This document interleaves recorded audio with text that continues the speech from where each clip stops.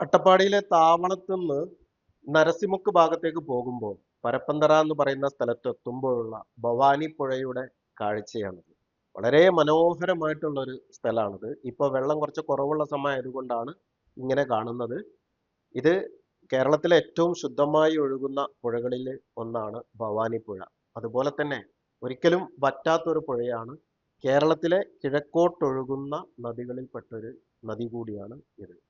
അപ്പൊ ഇത്രയും മനോഹരമായിട്ടുള്ള ഈ പുഴയുടെ ഈ ഒരു കാഴ്ചകള് നമ്മളെ നല്ല സന്തോഷിപ്പിക്കുന്ന ഒരു കാഴ്ചയാണ്. ഞങ്ങളുടെ കൂടെ ഈ യാത്രയിൽ ഇന്ന് ബെൽജിയത്ത് നിന്ന് വന്ന ഒരു സായിപ്പ് കൂടിയുണ്ട് നമ്മുടെ ഈ ഒരു യാത്രയിൽ. അപ്പൊ അദ്ദേഹം ഈ ഒരു ഭാഗത്തെ കാഴ്ചകളൊക്കെ കണ്ട് വളരെ സങ്കടത്തോടു കൂടി പറഞ്ഞൊരു കാര്യമാണ്. ആ കാഴ്ചകളാണ് ഇപ്പൊ ഞാൻ നിങ്ങൾക്ക് കാണിക്കുന്നത്. നമ്മുടെ മലയാളികളും പിന്നെ തമിഴന്മാരുമാണ് ഈ ഭാഗങ്ങൾ കൂടുതലായിട്ടും ഒരു 95% കാണാൻ വരുന്നത്.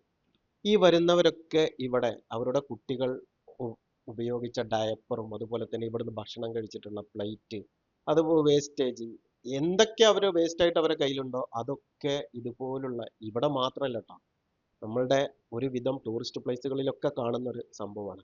പക്ഷെ ഇത്രയും മനോഹരമായിട്ട് ഇത്രയും ശുദ്ധമായിട്ട് ഒഴുകുന്ന ഒരു പുഴയുടെ അടുത്തുള്ള കാഴ്ചയാണ് ഈ കാണുന്ന കാഴ്ച. ഈ പുഴയിലേക്ക് എൻട്രൻസിന്റെ ഭാഗമാണ്. ഇവിടെ തമിഴിലും ബോർഡ് വെച്ചിട്ടുണ്ട്, മലയാളത്തിലും ബോർഡ് വെച്ചിട്ടുണ്ട്. ആ ബോർഡിന്റെ അടിയിലെ കാഴ്ചകളാണ്. സത്യത്തില് നമ്മുടെ സായിപ്പ് ഈ കാഴ്ചകളൊക്കെ കണ്ട് വളരെ സങ്കടത്തോടു കൂടിയിട്ടാണ് ഇത്രയും മനോഹരമായ സ്ഥലം എന്തുകൊണ്ടാണ് നിങ്ങളൊക്കെ ഇങ്ങനെ വൃത്തികേടാക്കുന്നതെന്ന് ചോദിച്ചപ്പോൾ സത്യത്തിൽ തൊലിയുരിഞ്ഞു പോയി.